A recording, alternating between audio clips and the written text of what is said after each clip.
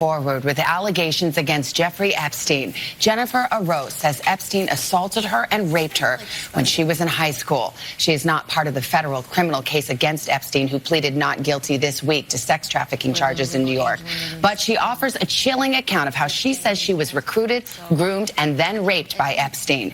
And a warning, especially if you have little ones in the room. The story you're about to hear is graphic and disturbing. Oh my gosh, I was 14 years old. Like, what the hell do you know when you're that young? Jennifer Arose grew up in New York with dreams of becoming a Broadway actress. She was thrilled when she was accepted to a performing arts high school in the city. And it was outside that school back in 2001, she says, a woman first approached her. She was definitely trying to get to know me.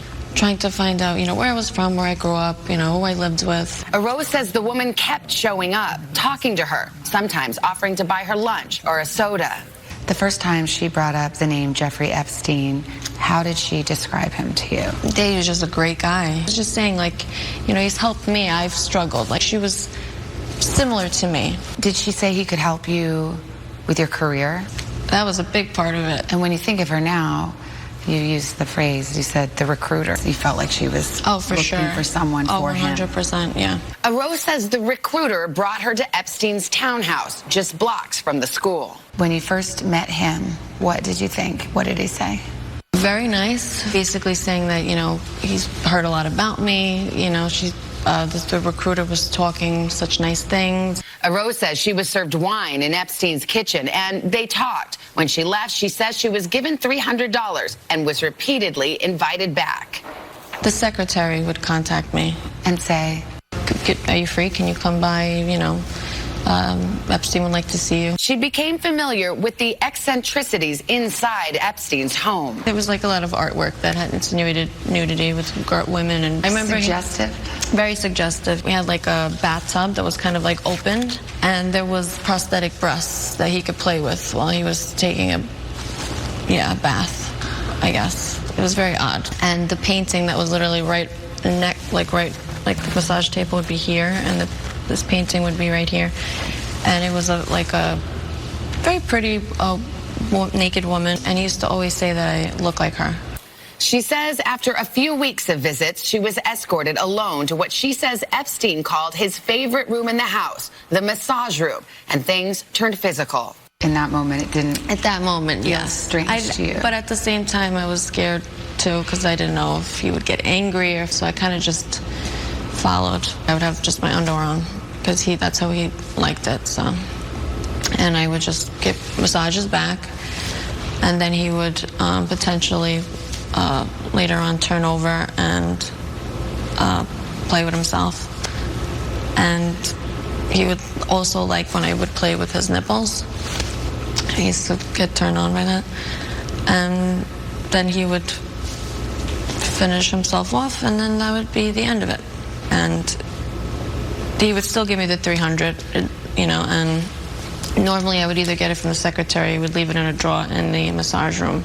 How often do you think you were there? Yeah, once a week, twice a week, my freshman year. Did you ever tell him your age? I told the recruiter, I've mentioned it in front of him, yes. You're 14 years old. Yeah, he knew very well my age. He knew exactly, who he was hanging out with, I don't think he cared. When Arose turned 15, she says things took a turn. Just take your underwear off and get on top. And I said I didn't want to. And he, very forcefully kind of brought me into the table, and I just did what he told me to do. I was really scared. I didn't necessarily think that he was, going to rape me. Did he hold you there? Yeah. No question in your mind, he knew you did not want that to happen. Oh, yeah. No, he definitely, yeah. There was no way. I was I don't want to say I was screaming or anything of that nature, but I was terrified, and I was telling him to stop. Please stop, And did he? No, he did not stop. He had no intentions of stopping, and that's what he wanted. That's what he got. When you left there, you never went back? After that day, no, I never went back. I was terrified. I was really scared because I didn't want that to happen again. And you left school. Did you leave the school because it was in the same neighborhood? Yeah, it was so close. In your mind, did you use the word rape? Did you recognize it then as rape? No, I don't think I did. I just thought, like, you know, it's my fault. Like, I was, like, obligated. Like, that's just what you're supposed to do. So I really did not know better. When did you stop blaming yourself?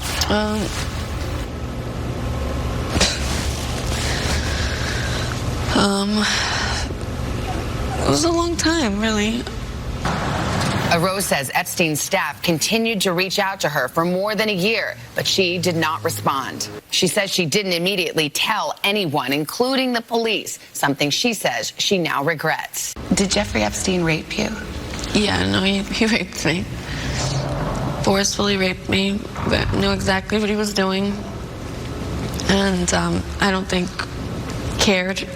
What hurts even more so is that if I wasn't afraid to come forward sooner, then maybe he wouldn't have done it to other girls. I feel really guilty. To this day, I feel really guilty. Rose says she suffered from crippling anxiety, depression, and panic attacks for years until she finally confided in her mother, her then boyfriend, and 2 close friends. 3 told NBC News that she first told them about her interactions with Jeffrey Epstein a decade ago, the 4th about 6 years ago. Have you ever tried to reach out to prosecutors and tell this story? No, I did not. I was just too scared. I didn't really want to go, you know, public with it. You intend to file a lawsuit. What would you say to those who say a civil suit, lawyers, this is about getting money? You know, he hurt me badly. I prefer not to go through this. So, you know, this is one way for me to get justice. What does it take to find the courage to speak and tell your story? It's a lot, even though maybe I don't look it because I'm so sad, but also happy tears because I'm able to, you know, let myself go of this burden. I feel brave, I feel strong, more than ever right now. NBC News reached out to Epstein's attorneys for comment multiple times, but they have not responded to those requests. In previous discussions with Rose's lawyers, Epstein's attorneys have challenged her credibility. Did she, during the course of that conversation, did she say whether she'd ever seen any other underage girls around? I asked her. She said she never saw any other girls. And in fact, after she told her then boyfriend about it, years passed, and then this case, this publicity around Epstein and the case in Florida came out. And that was the first time she said she knew there were other girls, and she was shocked.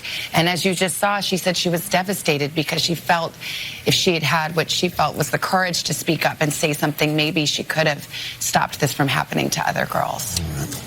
Thank you. Thank you for that. Still had here on this Wednesday morning a new look at the historic